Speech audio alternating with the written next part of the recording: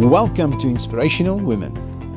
This week, we speak to the courageous Soraya Saleh, former accountant and sole survivor of a life-threatening car collision who turned her life around to forge a flourishing career as a floral entrepreneur. Next, we head down to Masjidul Rashid in Steenberg to speak to the valiant Mu'allima Naeema Mani about her selfless community work, the all-female dhikr she orchestrates, and her innovative dawah program. Lastly, we speak to the daring Farida Faki about her incredible journey as a blind Muslimah and how she refused to allow her disability to let her lose sight of her aspirations. Assalamu alaikum, hallo en hartlike welkom by Inspirational Women. Ek is Abida Dixon Mohammed. My gas vandag is Soraya Saleh. En Soraya se storie natuurlik kan 'n knop in 'n mens se keel sit. Kom saam en luister. Nou jy weet, wanneer mens die dood in die oor staar, dan weet jy nie presies wat om te ding of te doen nie. Maar ek kan my net indink waardeur my Inspirational Woman moes gaan na daai dag toe dit gebeur het met haar. Assalamu alaikum Soraya. Wa alaikum salam wa rahmatullahi wa barakatuh. Nou Soraya, om te kom tot by jou punt. Ek is seker as ons praat van die dood, niemand wil daarvan hoor nie. Maar jy was dan nou in 'n ongeluk en vertel vir ons kykers presies wat het min of meer met jou gebeur. Okay, is it okay if I speak in English? Yes, no Okay. problem. So our quarterly meeting, our quarterly financial meeting. I was the senior bookkeeper of Synergy Business Intelligence, and then we had our quarterly meetings away. So this time we planned to have it at Shelley Point up West Coast, and I decided to use my car, and two of my colleagues asked to join me on the road trip. Yes. So I picked the first one up, and I picked Alna up in Melkbos, and we hit the R27, and that's the last I remember of that day, because 7 days later I woke up and they told me that I was in a major car accident. I had lost my friend.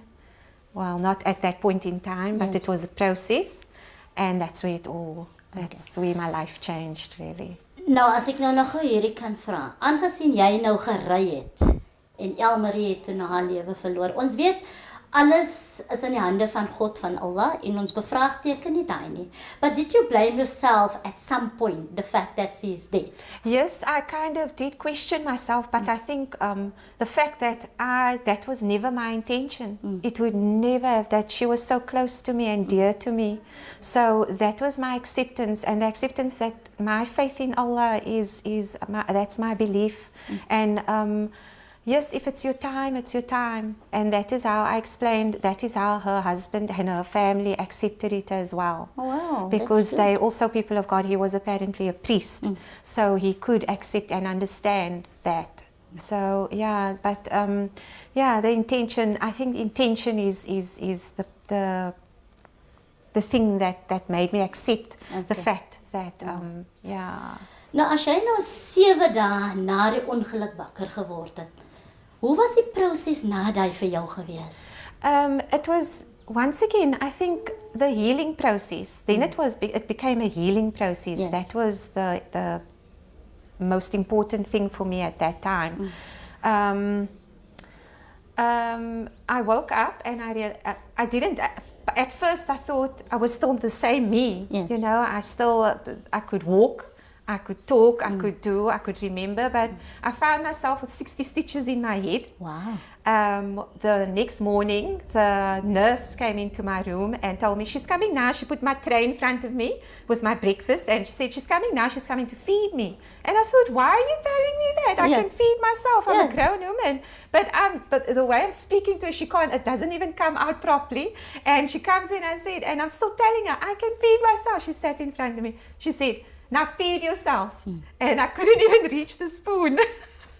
So that's when I realized, that's when it hits you, that there's something not right. So were you numb or something Yes. that you couldn't reach this point? Yeah, my limbs, I was numb from my neck down. I didn't have any feeling in my arms, my legs.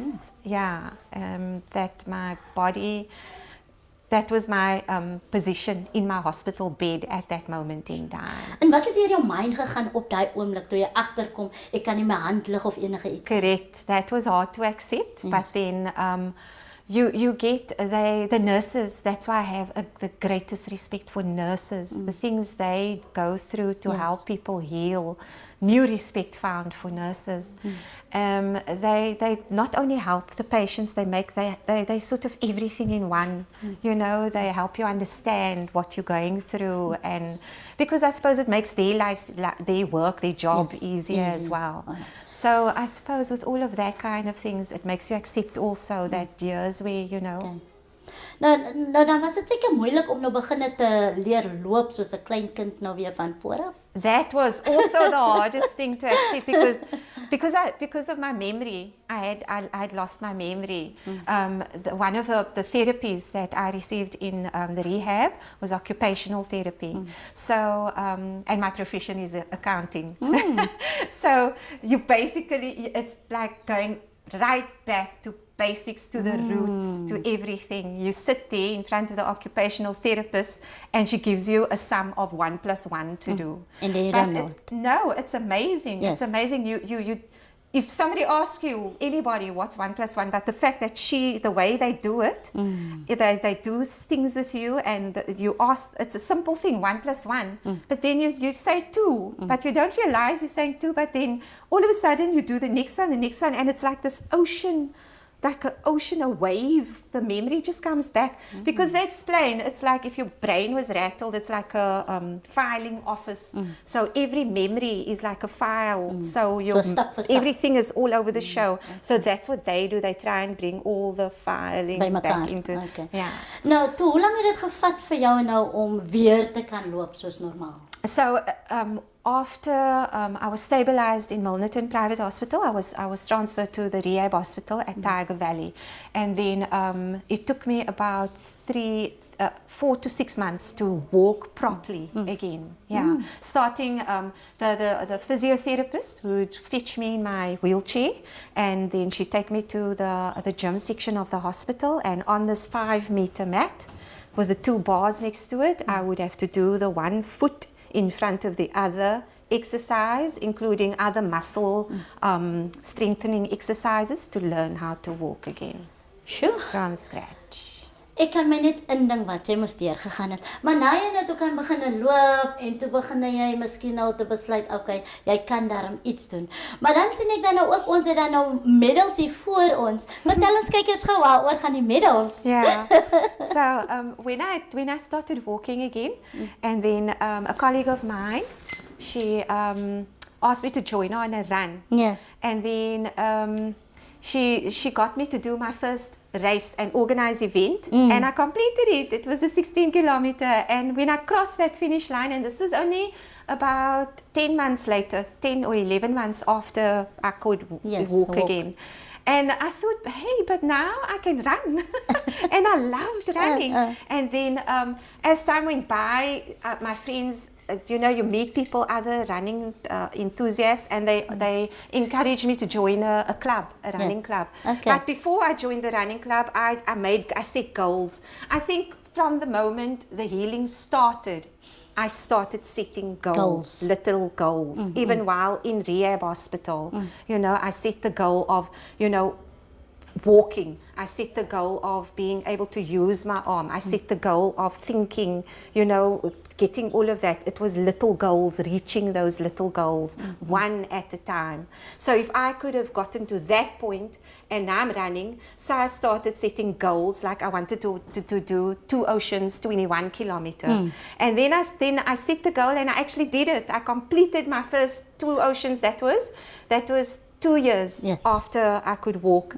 And then when I completed that, it just allowed me to set even more goals in running. And then I went on to do my first marathon, and I completed it in 6 hours. Then the next year I tried a marathon again, and then I did the sub-5, which allowed me, which qualified me to do the 2 oceans 56 kilometer, and that qualified me to comrades, the 90 kilometer. So from not being 90 kilometer from Pietermaritzburg to Durban. Sure. So from not being able to walk and setting those little goals, small ones, one at a time, reaching them, accomplishing them, I got to do I got to do the ultimate human race. Okay. Which Nou, was comrades. Soraya, ek gaan nou vir jou vra. Daar is dalk miskien ander mense wat dalk miskien iets soos dit deurgegaan het of dalk miskien erger. En hulle sit vandag miskien in 'n sak en as. Want hulle voel hulle het nie daai krag nie of hulle kan nie. Wat sal jou woorde vir daai mense wees? I'd say the first and foremost thing is to find that belief in Allah.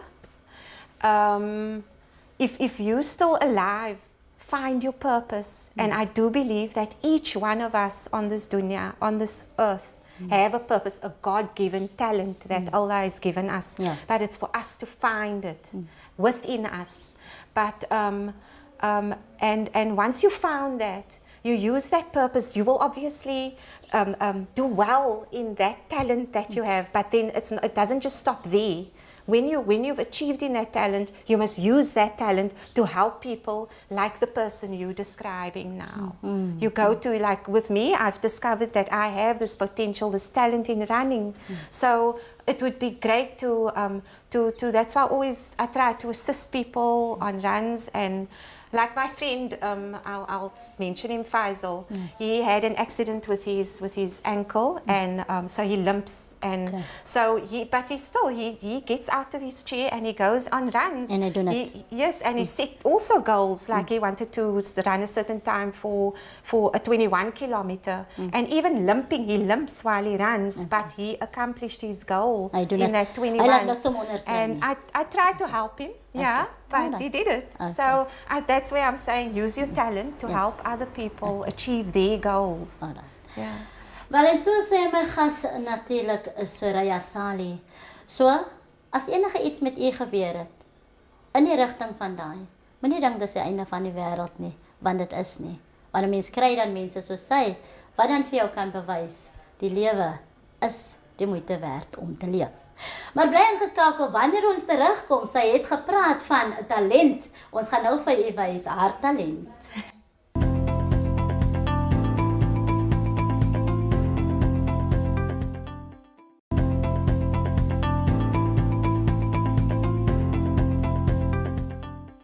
Welkom terug by die program Inspirational Woman. En soos jy dan nou weet, my Inspirational Woman vandag was Soraya Sali. En sy het dan vir ons 'n storie vertel van haar ongeluk, wat dan nou vir haar baie 'n bietjie dramaties was. Maar met die goedheid van Allah het sy dan dit oorleef. Maar ons het dan ook gepraat van talent. En ek gaan vir jy sê, hierdie vrou het dan ook talent. En soos jy kan sien, ons het blomme. Maar ek het geen kennis van blomme nie. So ek gaan vir haar vra of my 'n bietjie baie meer inligting te gee oor die blomme. Nou, Soraya, as ek nou hierdie ding moet optel, dan gaan ek hom nou net kyk as blomme. Maar julle wat nou die kennis het, waarmee staan ek nou hier in my hand? Het hierdie goed name? Yeah, Okay. this I will be creating into a posy, and Okay. yes, they come with names. These flowers are chrysanthemums, and then these ones are roses and baby carnations, and then we have the foliage, which is the greenery. There's some hibiscus in here, some baby's breath, and some fynbos. Okay. Nou het ek dan dit in my hand. Wat gaan jy nou met dit doen? Yes, I will be Kan ek creating. neersit Yes, of you net can. vir jou hou? No, you can put Kan it ek maar down. neersit? Okay. I will be creating a little posy. So I chose a little vase with a little water, and the flowers normally comes in long stems. So what you have to do is you have to clean the stems and choose what flowers you're going to do in your little arrangement or posy. And once you've chosen your color scheme and the types of flowers you're using and your foliage, you will do a little whatever. So I've chosen to do a posy today. So I've I cleaned it already, and I have assembled it into a little posy. So as you can see there, I've picked it up, and I have already chosen my colors, my foliage, and it's basically ready to be inserted into this little jar of water over here. Nou, as ek kyk nou byvoorbeeld, daar's nou niks blomme in nie. Ja. Hoe weet jy nou presies watter een om eerste te sit of watter No, een langs that's the mekaar thing. te sit? You don't the creation of the posy arrangement will happen before you insert it into the vase. So once you've designed your little creation, your posy, your arrangement, and then you've got to pack it is what you call it, and then insert it into a vase, and it will have a nice effect. And from there, you can and that will be the final effect. And then what you do is touch up. You can touch up here and there to make sure everything is nicely and pretty in its place, like the little hibiscus is there, bringing some greenery into it, and the roses and the baby carnations and everything, and that would be your finish. Okay, nou dan moet ek dan sê ons het nou ook nou twee hier. Wat noem julle dit? Wat doen These are arrangements. It's basket arrangements. As you can see, the containers. You can use any container for arrangements. I've chosen to use baskets over here. And well, you can use vases. You can use, nowadays they even use little boxes and they do box arrangements. Okay.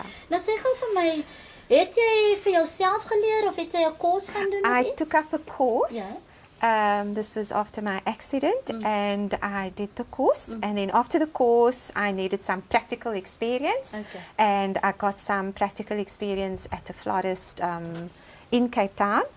And this the lady, the florist, she was actually my mentor, and that's where I could put my creative and theoretical talent into use. En nou as jy nou daai girl. Nou sê gou vir my, jy het nou so lekker klompie name daar genoem. Wat is ons omtrent hier? Okay, so here we have baby sunflowers, also chrysanthemums, and these are lysianths. It's called lysianths, and then the foliage is penigum. Penigum is also eucalyptus, and it has a beautiful smell, this eucalyptus. It's and that's a fern. These are ferns. So it just adds to Sê gou vir my, hoe onthou jy hierdie name uit jou kop uit?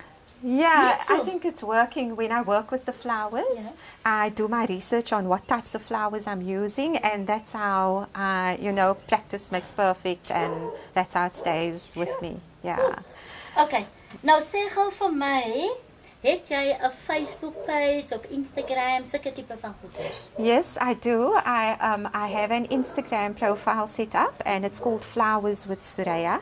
So you can check it out there, and my pictures are based on all the work I did, from events, from weddings to events, corporate events, to baby showers, to bridal groups, everything to do with flowers. Vir my, wat was nou al jou beste arrangement wat jy nou al gemaak het? I think my best one was a box arrangement, because box arrangements are trendy at this moment in time. So it's about, I think that was the most beautiful one. I wish I could have a picture to show you what it looked like. Here we go. Dan sê gou vir my, as jy nou vir iemand nou moet nou rangskik, nê? Sê hulle presies vir jou wat hulle wil hê? Yes, I will do a consultation with a bride or whoever orders an arrangement of flowers with me, because people normally like specific colors and specific flowers, and but from there I will gather all that information and come up with my own creation. Okay. Nou, hoe weet jy presies nou watter colors om bymekaar te sit om dit mooi te maak? It's working with the different, you have to know your colors. So if you have a lysianth like this color, this is a deep purple color. The other color you want to use in your arrangement is something that will pop that color. So I think yellow, because if you're going to use white, it will dull that color. So using another color just to pop whatever color you have in the arrangement, that's the idea behind it. Maar kyk, dan moet ek nou gou sê, ek kyk hier vir blomme aan, maar dan sien ek baie van geblom hier, né? Heel wat geblom. En dan dit lyk nogal sommer eintlik nogal interessant en so aan. Dankie. Nou sê gou vir my, as jy nou ietsie organise, al is dit nou 'n baby shower, troue, wat ook al, hoe lank vat dit eintlik? Natuurlik, dit gaan nou soos hulle sê, rise by size wees, maar hoe lank vat dit eintlik? Yeah, I normally tell my clients to let me know about a week before the time. A week minimum, but for weddings or big corporate events, they should consult with me about 3 months before the time. Yeah, because it's normally lots of flowers, and we have to decide what to go where, what flowers, what containers, what, the placement of the flowers, and how it will all match to whatever the decor of the event is. Yeah. Sê gou vir my, hoe lank is jy nou al in hierdie bedryf? I started up my florist about 3 years ago. Yeah, just with an idea, just with passion though, just with my inspiration. And with my inspiration, what I'm trying to say is that we have so many millions of flowers. We have millions of different types of flowers, and each flower comes with its own design, its own pattern, its own color, and none of these flowers are man-made. They're all made by the Almighty, and that is what inspires me. That is the beauty, that is my passion, that every flower is different, every color, every touch, every petal, it's beautiful. Nou sê gou vir my, jy werk dan nou met, kom ek sê, live blomme. Yeah. Kan jy ook werk met artificial? Yes, you do get artificial flowers, and nowadays you actually get artificial flowers that look so real, and it's actually ideal in our city, knowing that there's a water shortage. So yeah, that's another.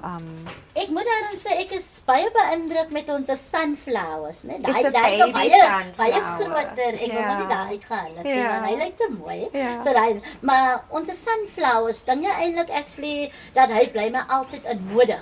Of as blomme ook in die mode uit die Sunflowers blomme. is also a classic. Sunflowers is a classic. It always stays in.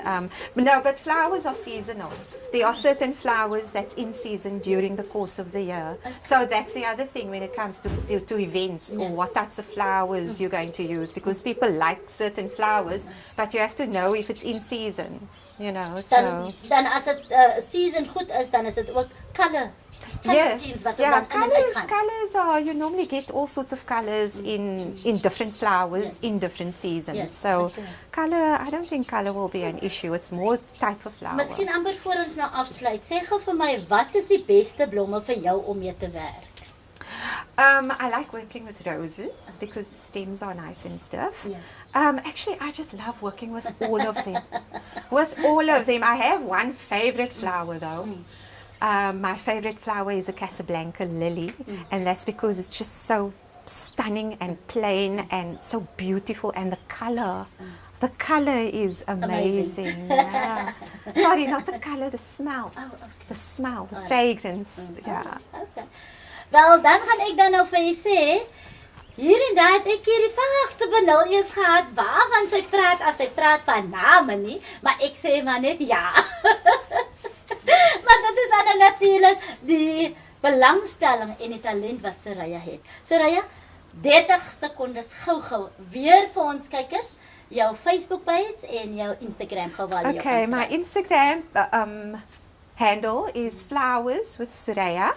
And my profile is set up on there. My contact details are on there. So if you need any floral requirements, please check out my Instagram profile. Okay.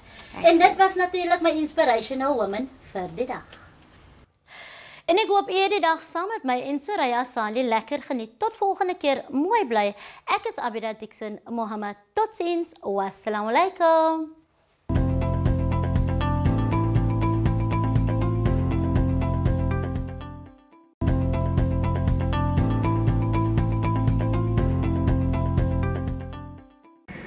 Assalamu alaikum wa rahmatullahi ta'ala wa barakatuh. Welcome to Inspirational Woman.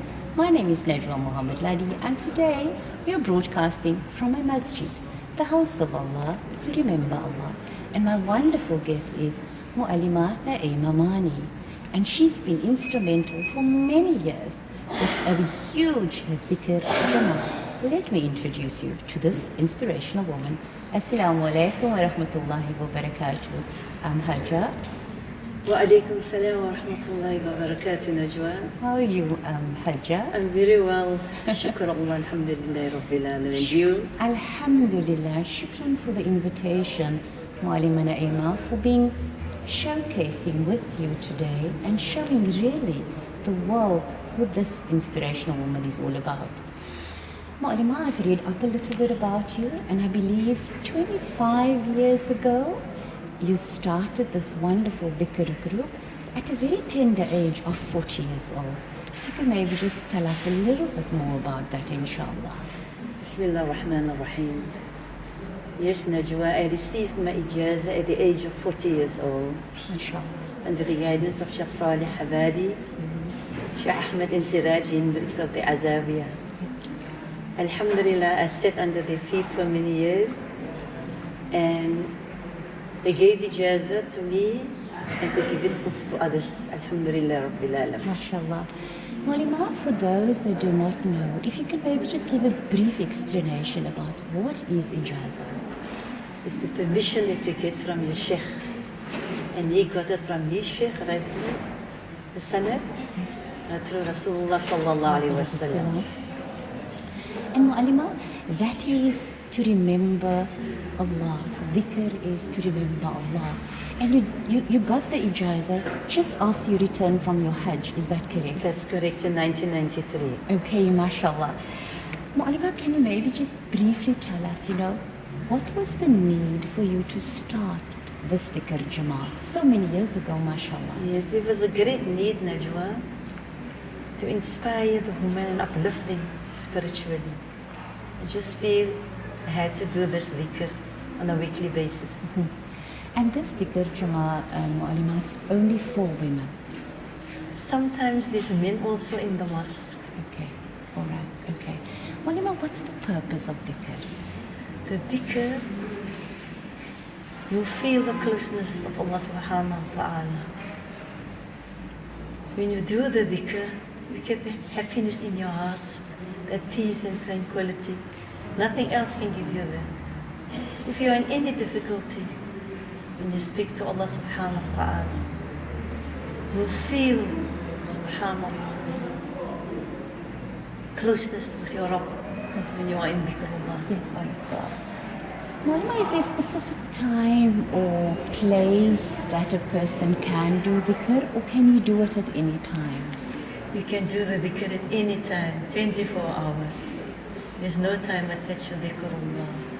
The more you remember Allah, the more you remember you. There you go. And Mu'alima, do you get different kinds or different types of dhikr? You do, Najwa, there's different tariqas, but we follow the Ba'alawi tariqah. Okay. That's where I got the ijazah from my Sheikh for the Ba'alawi. And I got from Yemen, Sayyid Habib Muhammad al-Idrus. He gave me ijazah for the Ratib al-Aqas and the word of Sayyid Abu Bakr al-Idrus. Yes. And Mu'alima, just explain, especially, to all our viewers that's not so familiar with it, what does that mean? It's all the words that they give to you, with the permission of their permission, they give it to you with the ijazah. Yes. And that also, you can do that at any time? Anytime, yes. Okay. Anytime. I do it every day. Yes. Every day. And Mu'alima, in this beautiful house of Allah, as I said, that's where we're broadcasting live from. It's the Durashid Masjid in Steenberg on the Cape Flats. And I believe Mu'alima goes weekly to various masajids to do the dhikr. Najwa, in Ramadan I do 2 masajids every weekend. And during the week we're busy with the food parcel distributing in these areas. Okay. Clothing, Yes. and see to the people's needs. Yes. And I believe Mu'alima is not just active in the dhikr, Mu'alima is also a counselor of note, mashallah. Yes, alhamdulillah, Allah granted me this. I do counsel people. Yes. And that's also a gift from Allah. That's also a gift from Allah, and I thank Allah because so many ladies, subhanallah, need guidance. Yes. And particularly our women. And as Almighty Allah say, and so many hadith that we have to keep remembrance of Allah, and this is the way Mu'alima also encourage our ladies. Mashallah, the masjid is filling up so beautifully, and I'm looking around and I'm seeing women with sticks, women with coming in with their babies. So this is my next question for Mu'alima. Is there any age a specific age for us to join the group? Everybody's welcome. Anybody's welcome. Any age groups.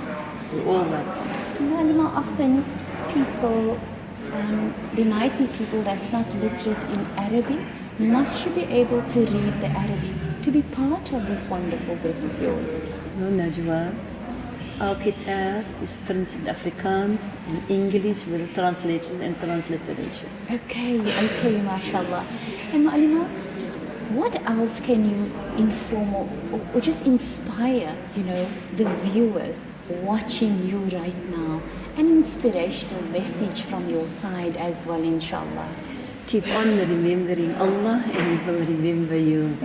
And make so much dhikr that the dhikr loves you. MashaAllah. Malima, is there maybe a sample of a dhikr that you can give us? Something that's light on the tongue, but really heavy in weight, inshallah.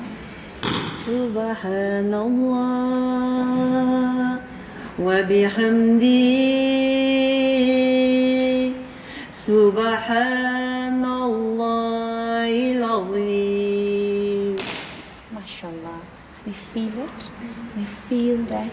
And Mu'alima, can we basically do that dhikr at any time? At any time, Najwa. Any time. Mu'alima, I also just want to ask you, when you received your ijaza 25 years ago at a very tender age, was there a nomination that you had to put your name through and go through some kind of criteria for you to be able to qualify? No, I was sitting under a chef and they think I was capable of doing it. Okay. So you have been instrumental and active before that already. Yes. Okay. And people listening to us right now, in particular the women, we love to encourage our women. If anybody would like to aspire to be like Mu'alima, what would you like to tell them?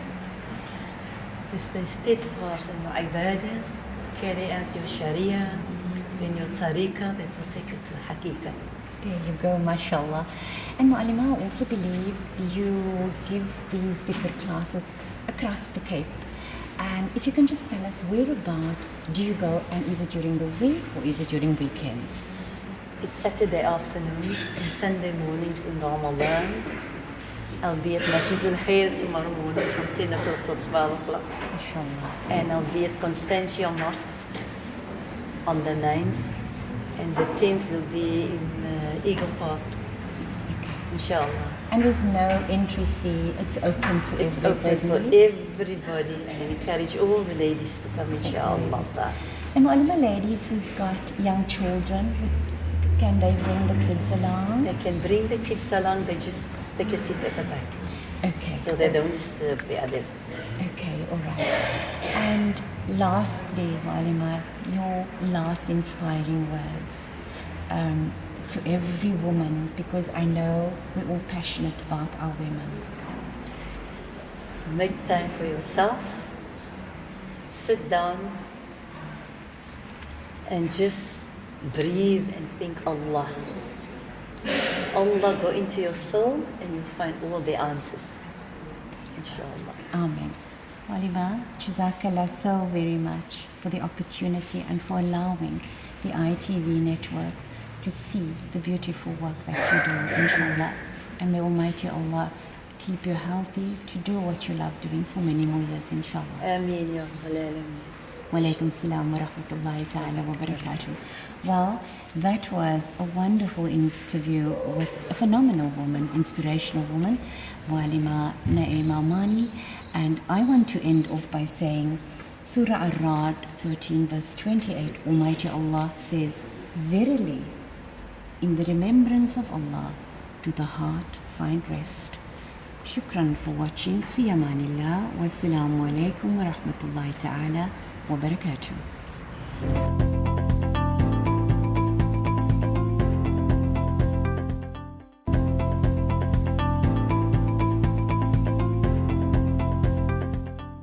Assalamu alaikum wa rahmatullahi ta'ala wa barakatuh. Today we're in the northern suburbs in Cape Town, and I'm about to interview Sister Farida Faki. my inspirational guest this week. She's been born blind, and I'm sure all our viewers will thoroughly enjoy this story. Assalamu alaikum wa rahmatullahi ta'ala wa barakatuh. Welcome to another episode of Inspirational Woman. My name is Najwa Muhammad Ladi, and today I'm very honored and humble to be in the presence of really an inspirational woman. She's 70 years old. She was born in a family of 9 siblings, and 3 of those siblings were born blind. And my guest today, of course, is none other than Sister Farida Faki. Assalamu alaikum wa rahmatullahi wa barakatuh, Sister Farida. Wa alaikum salam wa rahmatullahi wa barakatuh. How are you, my sister?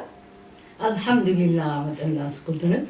Sister Farida, shukran very much for having the ITV crew in your home so that we can tell your inspirational story to the world, alhamdulillah. If Sister Farida can just briefly tell us a little bit about where you were born and your upbringing thus far. I was born in South Africa and I was born blind, 3 of us. And your mom and dad? And my mom and dad, when they were sighted, and they were originally from India. Okay. They came to settle in Cape Town, South Africa. And Sister Farida, were the 9 siblings, the 9 brothers and sisters, where were you? Were you the eldest? Were you in the middle or the baby? I am the 3rd eldest. I have got two brothers before me. Okay. The one was blind, but he passed on. Okay. And I've got my eldest brother. And of course, then after the 2, my eldest brother, Nur Muhammad, and then after him is the one who passed on. He was blind, Zahiruddin. And then I am the eldest daughter of the family. So you were the girl being born in the family. That must have been a very, very nice experience for the parents as well. That's right. Yes. But I believe, Sister Farida, your parents were very protective over you because of being blind and a girl. But that didn't stop Sister Farida from doing some amazing things, because I believe your mom and your dad was working. And one day, I think at the age of about 10 years old, your mom came home to a huge surprise. If you can just briefly tell our viewers about that, Sister Farida. My mommy used to go to work and she tells me, the children, I have 3 small sisters, Yes. always at home. And those years they weren't nursery school and all Of these course, things, you know. yes. So I used to be at home with my small sisters, and mommy break the baby's bottle and tell me you have to feed the baby bottle and prepare to sleep. And when I come from work, I will do the rest. Yeah, 12:30 normally she used to come Yes. from the work, wherever she worked, come and do everything till 2 o'clock to go back to work. And one day I said to myself, no, my mom can't work alone and I can't just only sit and look after baby. I must start doing the housework as well. And you did that, Sister Farida. And I just started cleaning, doing everything in the house. Yes. When she came home, she said to me, you had someone to help you in the house today? Yes. I said, no, I did it myself. She said to my father, and she started crying because she couldn't believe it was her truth. So my father said, no, you must only make dua and see, you know, that they are doing everything. That means they can help themselves. Yes. We must be grateful for Allah Ta'ala that they Yes, can help yes. themselves, you know. And that Alhamdulillah. day, from that time, I started helping her with everything in the house and everything. And I believe, Sister Farida, you also started making little meals as well. Yes, at the age of 17, Yes. I started to say to myself, there must be something. Yes. And my late brother, he inspired me a lot. Say, no, you can't sit like this only with house, you must do something else. Yes, yes. Be active. Keep going. Yeah, That's keep right. going. Yes. So he a little bit taught me on they call it the baja. It's like a piano, but That's right. small.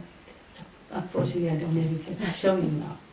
And I started playing that because my father had one baja, and I started playing the baja and singing the the religious songs and that. That's right. And I started now, one day my father heard, he said, oh, that's nice, let's go further. And he started teaching me more, and just to memorize, because now I can't read or write That's anything. right. I wasn't at school, because there wasn't Islamic school here in Cape Town, but it was at school for the blind, there wasn't nothing halal there. So my Okay. father didn't want to send his daughters. Only my brother was there, but he wasn't very keen to send us the two daughters there. Right. But eventually, Sister Farida, you went to go and study in Pakistan. Yes, then he find out a school in Pakistan. I said to him, I must learn to read and write. Right. We can't memorize always. Yes. So he said no. Then he took me to Pakistan, Karachi. At the age of 21, it's the first time I went to a school and started reading and writing. Subhanallah. How did that feel, Sister Farida, at the age of 21, I mashallah? started. But it was an Urdu school. I'm not so good in English. No, mashallah, you're doing very well. Yeah. You're doing very well. Alhamdulillah. I'm not good in English at all. But still, in any case, Yes. so I learned Urdu, Yes. and because of the songs, the songs and the kawalis, whatever I used to do, was everything in Urdu. Yes. So my father was keen to send me to that school and to learn Urdu and reading and writing. And at the age of 29, I passed matric. Passed matric, mashallah. Blind Board woman exams. being born blind. Passed matric at the age of 29. How inspirational is that? And Auntie Farida didn't stop there, I believe. No, I didn't stop. Yes. After that, at the same time, in our school, there weren't Quran Sharifs. The time when we were there. Yeah. 6 months before we left the school, the Quran Sharif came from Egypt, Yes. to Karachi, Pakistan. Yes. And that time we only could learn the basic Braille in Quran. Yeah. And this is what is in front of Sister Farida now, the Braille Quran, mashallah. But I want to also inform our viewers that Sister Farida will give us a recital of the Braille Quran just before we conclude, inshallah. But Sister Farida, I believe you also worked for 30 years at a company in Cape Town. Briefly tell us about that, mashallah. For 15 years, I worked for South African nylon spinners in Balbon. 15 years I worked in the factory, and then I did a course, switchboard, to work on a telephone, the switchboard. Right. 15 years after that I worked on the switchboard. In total, I worked for 30 years for South African nylon spinners. Mashallah. And until the right company now, closed. you are actually on retirement, enjoying the retirement. Sister Farida, can you please honor our viewers with the recital of your Braille Quran, inshallah? Shukran, bismillah. أعوذ بالله من الشيطان الرجيم بسم الله الرحمن الرحيم ياسين والقرآن الحكيم إنك لمن المرسلين على صراط مستقيم تنزيل العزيز الرحيم لتنذر قوما ما أنذر آباؤهم فهم غافلون. MashaAllah. MashaAllah. Shukran so much, Sister Farida. Shukran so very much. May Almighty Allah preserve you for many, many more years, inshallah. You touched our hearts, you touched my heart, and I want to just say Jazakallah once again for you, for having us into your home and letting the world see this inspirational woman. Any last message from your side, Sister Farida? The last message is, if anyone is interested in learning Braille Quran, it can be sighted people, blind people, anyone, I am willing and available to teach them the Braille Quran. Jazakallah so much. So there's an open invitation to our viewers. Anybody interested to learn the recital of the Braille Quran, you're most welcome to get in touch with the ITV networks, inshallah. From myself, Najwa Muhammad Ladi, and this inspirational woman, Sister Farida Faki, I want to wish you a beautiful day ahead. Fi amanillah, wassalamu alaikum wa rahmatullahi ta'ala wa barakatuh. That's it for this week's episode of Inspirational Women. Join us next week as we bring you more fascinating stories from inspirational women from all walks of life. And remember, the best view is only visible after the hardest climb.